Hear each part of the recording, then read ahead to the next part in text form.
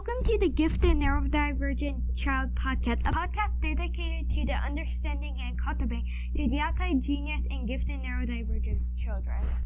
Hello everyone, this is your host Lillian Skinner and your host Beth Ann Johnson. This week is based on Beth Ann Johnson's unique experience with her 3-year-old son, and what she is trying to do is get him to the best place she can get him to and how she is doing that. So we're going to discuss that back and forth, what is good for him, what is good for her, what is good for her family, and we'll go into greater depth on that. And we welcome you to submit questions that you'd like us to cover, because that's what this purpose is. We're going through this. I already have been through it. My oldest is now 23. He was that very rambunctious neurodivergent child. My second one just went into college at 14, and she was the much more subdued version. And I have a third one that's still in elementary school that's coming behind, and she will be yet a whole nother story. And Beth Ann, she's just starting with her 2 young sons.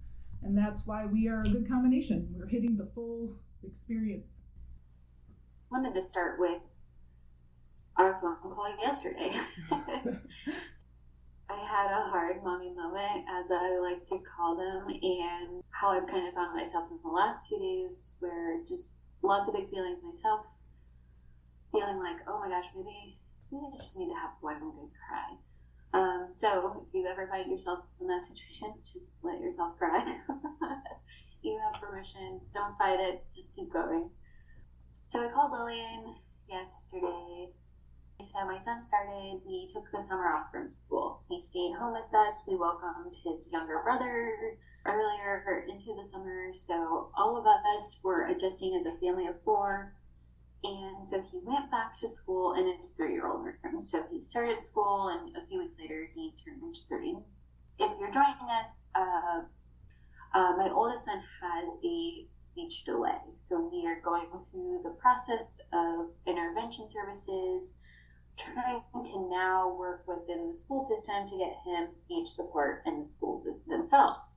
Because you age out of the government supported systems when they're 3. So all this joy is kind of happening right at the start of our new school year. And he had a really great transition. The 2-year-old room at school was really challenging. He went from having a really small classroom size of 6 to 10 very loud, very rambunctious 2-year-olds. And was just deeply overwhelmed. So the transition into the 2-year-old room was challenging for him. The 3 has started off pretty good up until about last week. This week's news was a call from the director to say that he was melting down at lunch. And they tell me it's because he can't eat on the floor due to DSS regulation. But something the teacher said, my experience is more so they just don't want him to eat at the floor. So I'm not really sure where the truth is around that. So maybe I'll do some Googling myself and figure out if that's the truth or a preference. But anyway, they were letting him eat on the floor. So he got into this routine where he would come in, wash his hands, eat on the floor, and kind of be able to observe his peers, but not necessarily have to be adjacent to them. Well, now they are asking him and requiring him to eat at the table. He's a sensitive little guy. He hates when you are upset with him. But at the same time, he's a 3-year-old trying to learn that power dynamic of where his autonomy begins and school's need ends.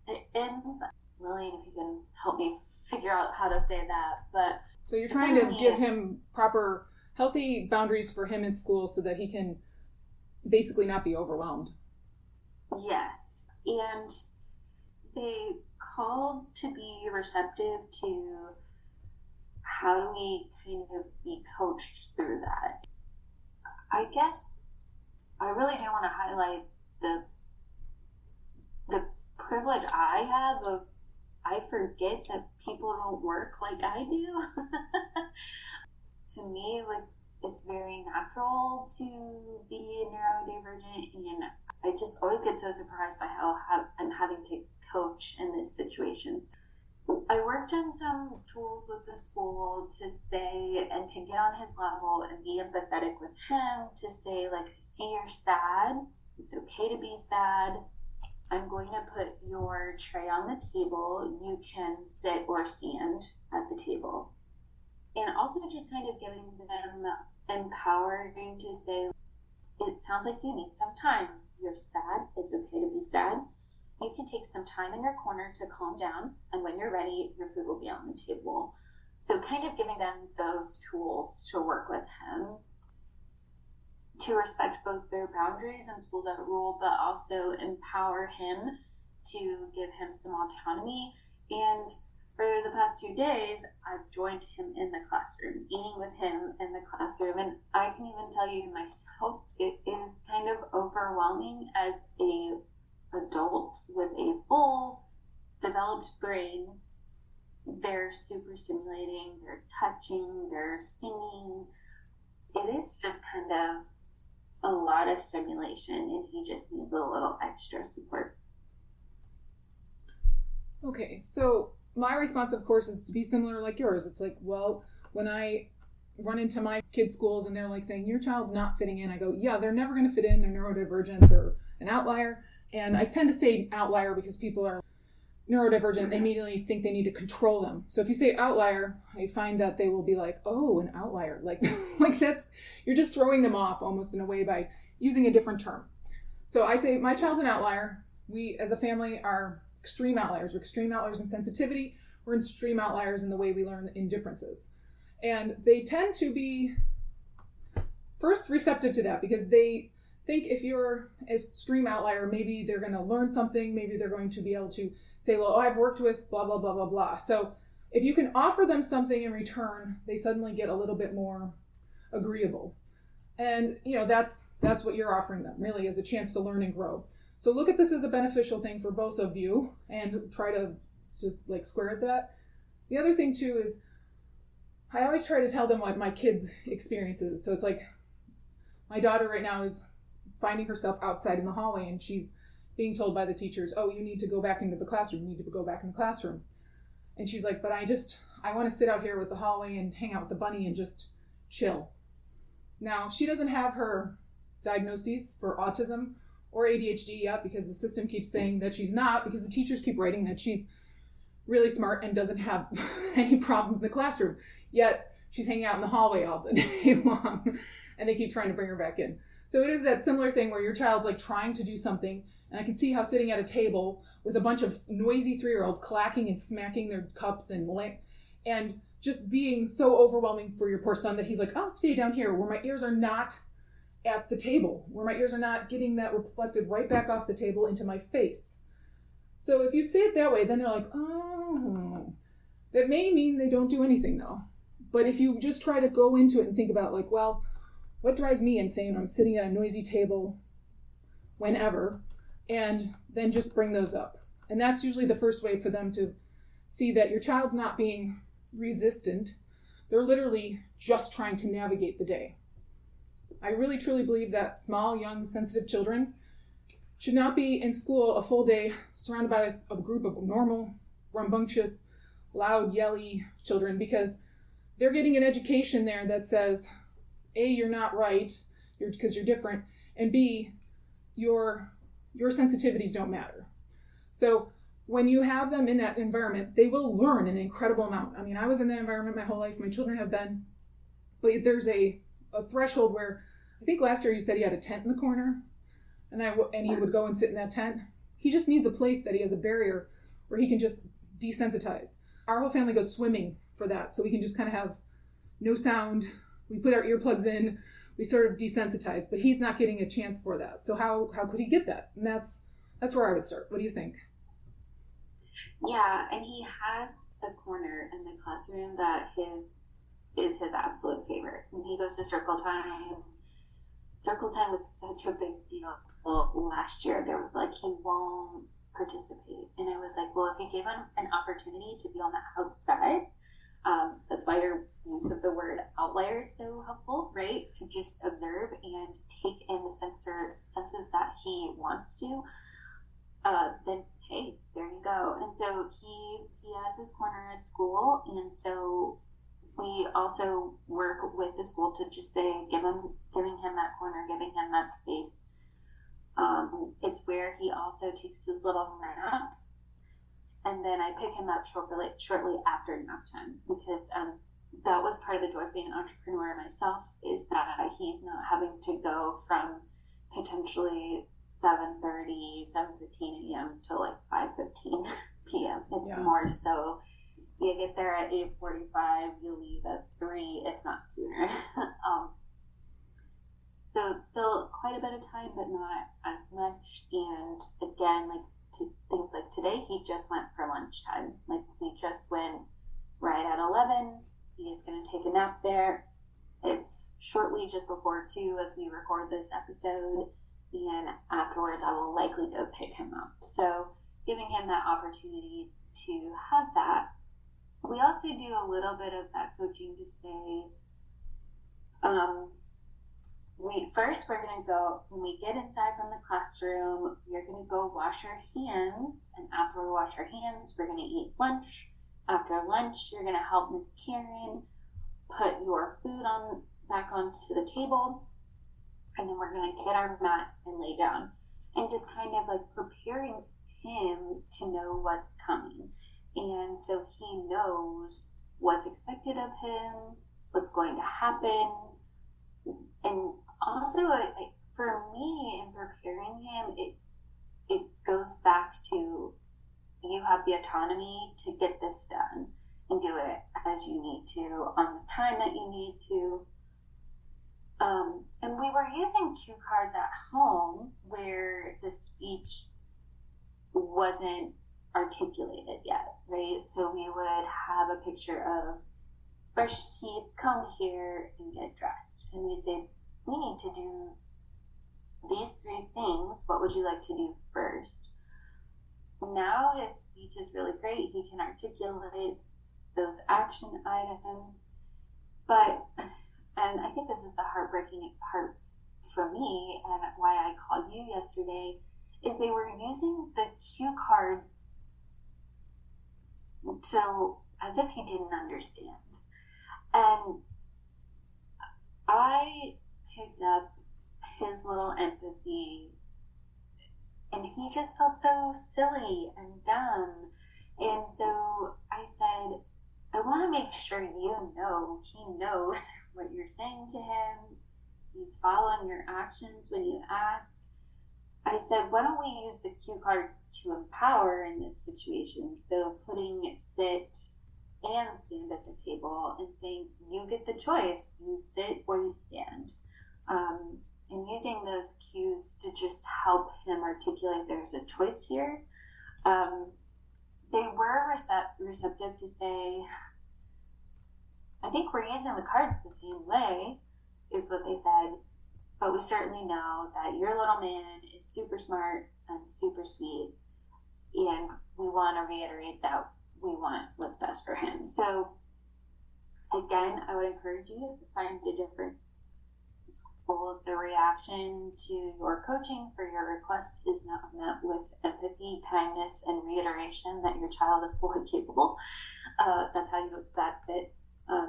And just continue to keeping those lines of communication open as well. I think that's beautiful. And I think one thing to add to that is we have to realize that we're the frontline workers on a kind of a war of misinformation. Our children have been declared less than by the system. And the reason is, in my opinion, this is my humble opinion, not everyone else's because I get in fights over it, that we are the creatives. We are the ones who make great change. And the way we move through the world is not a way that they can easily control. So they have sort of ostracized us and made us into scapegoats so they can control everyone else.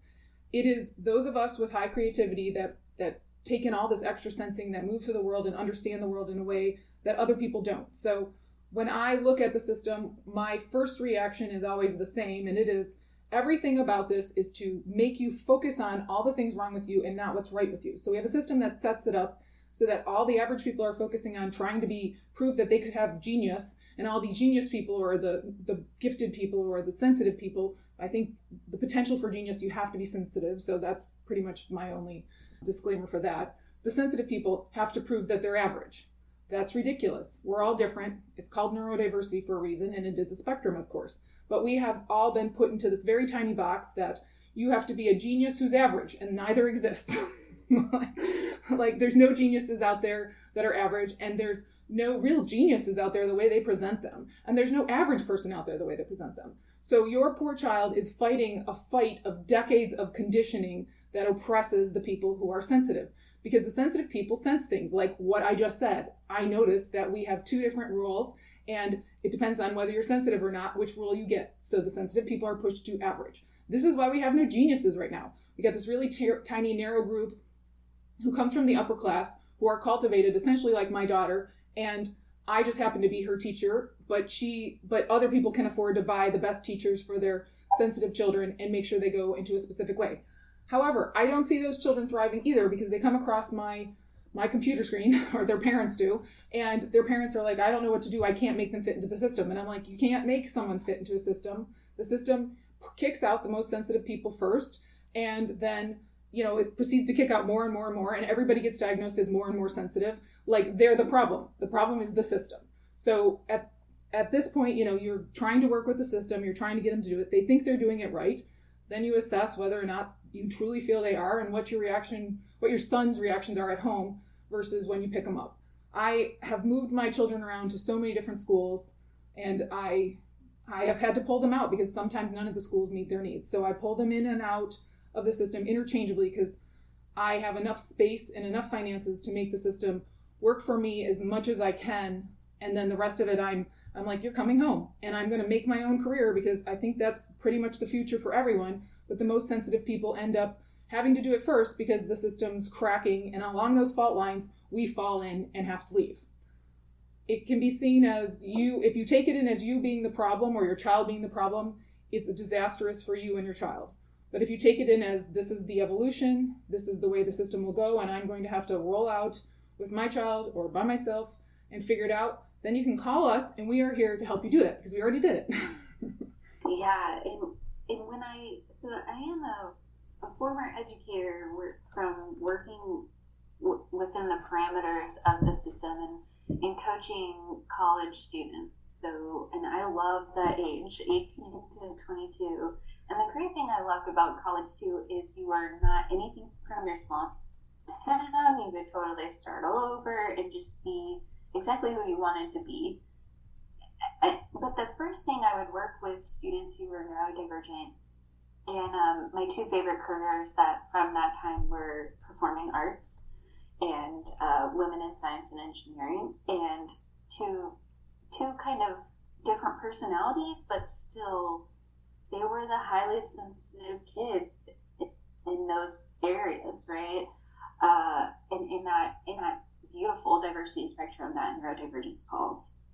And the first thing I would tell them if they had a diagnosis is, this is an unpopular opinion, but I don't actually believe in learning disabilities. It's just a learning style. You have a different learning style. If you're dyslexic, this is how you see numbers. What's wrong with how you see numbers? That's how you see numbers. That's your truth. And for the first time, kids were like, oh, what a beautiful way to look at it. And they were getting that at 18. So imagine if we send that message so much sooner, how powerful it could be and how that genius could be captivated, cultivated so much sooner. I want to add on that because that is really beautiful and true. The thing that I believe is that it doesn't really matter what your testing says. It doesn't really matter about your cognitive realization of your sensitivity is, because they have made tests that didn't even used to go above 145, and we're talking about people who are above 145 across the board. So the testing's not meant to test those of us like that, and we have these qualitative versus quantitative tests. The qualitative tests are the ones you have to go to, but they're really expensive, and I don't actually think they're of value. I didn't go through them with my children. We tested into moderately gifted, and then we proceeded to follow this path that was, cultivated by me. And it turns out, oh yeah, we're way past moderately gifted. But does it really matter? Really, if you just took one approach, which is the approach of the most sensitive approach, the approach of the gifted for the profoundly gifted, everyone turns out better for it. So if we assume everyone that has neurodivergence is gifted, they will be that. They will ultimately end up being exceptional at the end of the journey, because the journey will be what cultivates exceptionalism in everyone. So I don't really want to mince words on whether or not people are gifted and like whether or not everybody's child should go to college before they're supposed to, or even go to college. What I want to do is figure out what your sensitivities are and how we use them so that you're productive. Because I'm a systems scientist, I am a futurist, I am a philosopher, and if I combine those three together, those three say to me, you are an entire system, but you're a unique one. Let's figure out how you work to your best. We are rolling into creativity being more valued than intellectual, what was, regurgitation intelligence. And your child is being prepared in the system only for regurgitation intelligence. Well, they're going to be literally competing with AI then. What I want for them is to compete with no one, to be exceptional and sought out for their gift and their specialty and whatever they choose to do and go into. And I want them to seek people like them so that they can grow and be their best selves. And that requires you going into their sensitivity, not making them go work through it, because there is no such thing. You'll never move past your sensitivity. I had parents that did everything they could to make me less sensitive, and it only made me not talk to them anymore. And that's a sad thing. And I think we need to address the fact that if you try to make your child be something they aren't, you're putting them in a no-win situation. You're putting them in a box that they are going to bruise themselves butting up against constantly. Like there's a portion of that box they're never not pressing on and they're not getting bruised by. So we have to figure out what part of the box they can go into and like learn and adapt and grow and have it be beneficial. And we have to figure out what part of the box they can't handle. And we bring them out and we give it to them in the way that they thrive under, not the way that they don't. It's important for our children to know, this is what other people sort of live by. This is what they expect. But it's also important for us to know where their limits are. And so we have unique children who need a unique sort of balance and way of moving through the world. And if you go into it and you teach them how to cultivate it, on the outside of that is amazing. But while you're in the process, all you're getting is that feedback that you're doing it wrong and the system says this and the system says that. Well, if the system's so great, it wouldn't be cracking right now. It wouldn't be breaking down. But it is. And we pretend it's not, but it very clearly is. And your child is kind of the example of it. Yeah. And with any parents going through it, I see you, I feel for you, I'm here for you, I'm celebrating you. We're here for you, and you're doing it well as long as you are 100% in your child's corner. And giving even feedback to say, and I'm not afraid to say these things because they're important to say, particularly to like my son's director of his school, just saying, I want to recognize that sometimes when I talk to you, I feel defensive when we should be on the same team. So how do we get to not feeling so defensive? Voicing your concerns, voicing your hurts, I think that's important, and to effectively communicate a boundary for you as the parent as well. Like, I'm in this corner for my child. If you're not pro my child, we aren't on the same team. So this is how we get to the same team. And I think that we need both you and I in the world, because you will stand there and have that nice conversation in the way that they want you to, whereas I am like, I'm out of here, I can't do this. Because my sensitivities are that high. I have extremely high sensitivities. And when my sensitivities are offended, they come up really loud and I have to leave, because I cannot have a rational conversation with them, because my brain is being flooded with this huge amount of information, because it is our emotions that bring up your memories, that deliver the information that pertains to that situation. And because mine is so sensitive, it's delivering so much information, I have to leave. I tend to walk away from those situations and come back later, or say like, okay, I am struggling right now to address this, so I will come back later. And Beth Ann, you have that composure, your sensitivity is able to sort of keep where you need to be, and then you can say like, okay, I'm feeling defensive, and you can go through your parsing of different emotions, And you're very fortunate for that, and I'm very jealous. But I don't have that privilege, so I have to do it a different way. And that's why you and I are a great pair, because you'll be like, oh, this is how you would do that. And my reaction is to go, I think I'll write you an email about this. And I go away. And then I have the conversation later when I've already processed it and I have a very clear answer, because my brain is a powerful machine. It is such an amazing input taker, collator, understander. And I see such easy big picture, but that comes at a cost. And our system is very much set up to prevent someone like me saying their honest truth and processing it in that moment.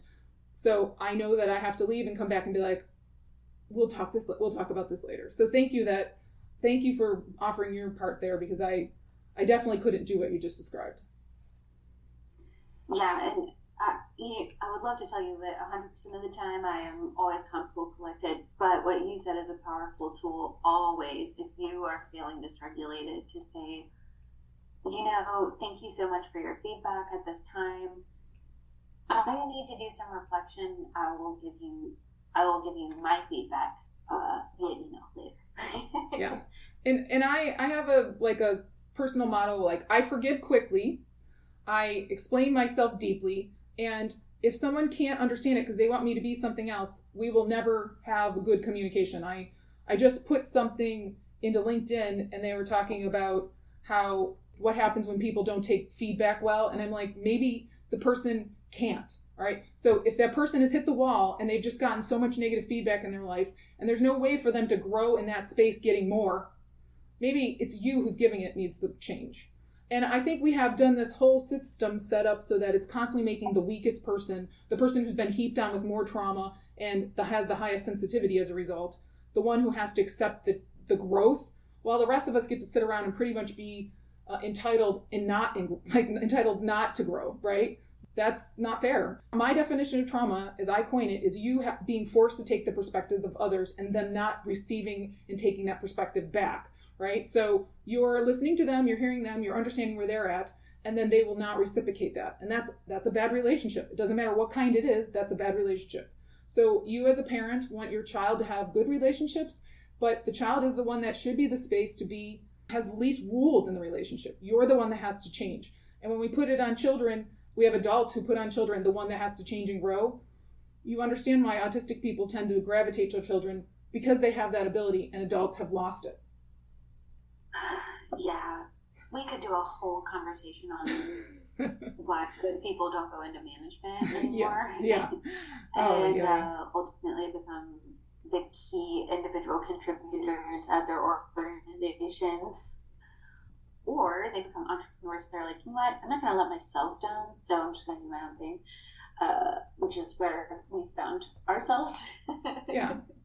So kind of cultivating a system that works for you versus this one's not working for me. So, yeah. For my oldest son, where we are supporting him at school, the game plan for the next few weeks is we kind of talked about preparing our children for what's coming. So I said, next week when you come to the table, you have the opportunity to sit or stand. Then if you need some extra help, you're going to talk to your teacher, Miss Eva, and say, I need help. And just kind of giving that opportunity. And then we've empowered the teachers to say, that coaching through those useful tools, right? Like, I see you're sad. I see you're mad. It's okay to be mad. Go to your corner. Take your time. Some children really need physical touch in these points. Some, mine is not a physical touch person except with his key people, which are his father and myself. So for him, it's like, don't touch me. Let me go to my corner. Let me decompress. I will come when I'm ready.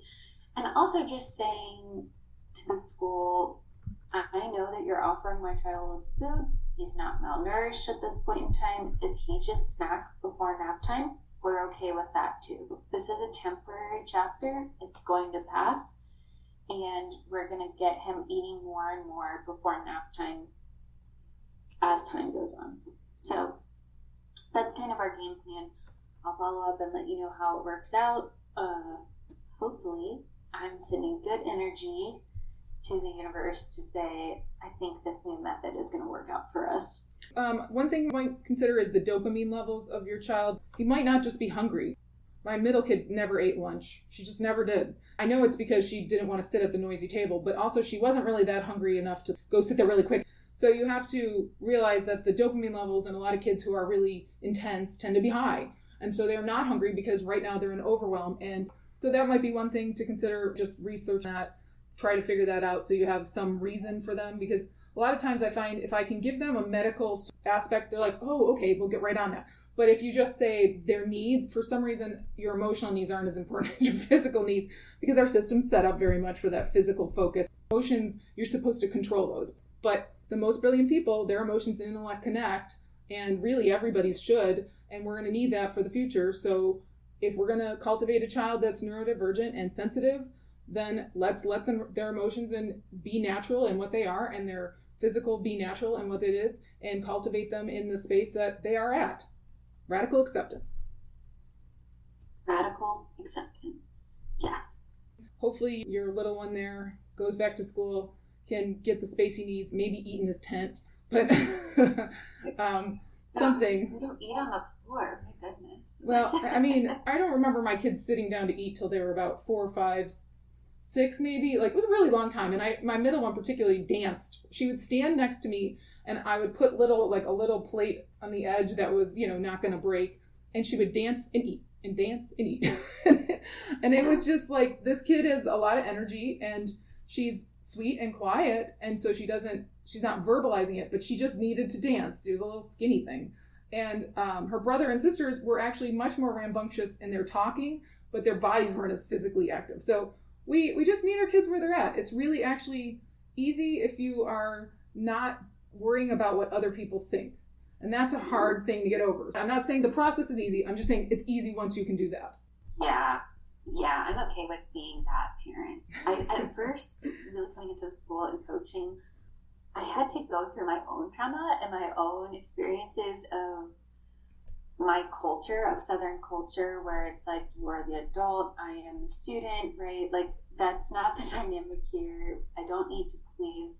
And so I had to get over that. And I would love to tell you I do it perfectly. Sometimes I still catch myself. But yeah, the quicker you can just say, this is what's right for us, this is my truth, it is such a beautiful becoming for you and your family, and especially for your little one, to just be their authentic, joyful selves.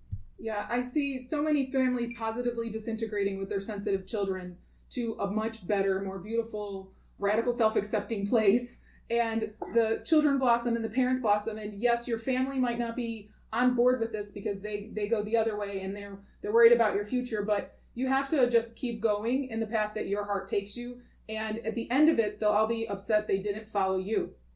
Yeah, absolutely. But people have very visceral reactions to the fact that you're not going to do what they're going to do because they're also worried you're opening up the door that theirs might not be the best way. That's why you positively disintegrate. That's our podcast for this week. Thanks, Beth Ann. We'll do this again. Hopefully you guys can send us some questions, but we'll always have something going on in our life that we can talk about no matter what. I hope you enjoyed it. I hope that it was valuable, and I hope that you'll listen again. Take care, everyone. Bye. This podcast is not intended to replace professional, medical, or educational advice. The views, information, and opinions expressed on this podcast are solely those of the individuals involved and do not necessarily represent Gifted ND Incorporated, Lillian Skinner, Beth Ann Johnson, or the Gifted Neurodivergent Child Podcast. This podcast, Lillian Skinner, Beth Ann Johnson, and the Gifted ND Incorporated are not responsible and do not verify the accuracy of the information contained in this podcast series. The primary purpose of this podcast is to inform and educate. The Gifted Neurodivergent Child Podcast is only available for private, non-commercial use. Any other use of the information contained within this podcast must be done with the express written approval and knowledge of Lillian Skinner and Beth Ann Johnson. You may not edit, modify, or redistribute any part of this podcast. The developer assumes no liability for this podcast or its use or any other podcast or other media.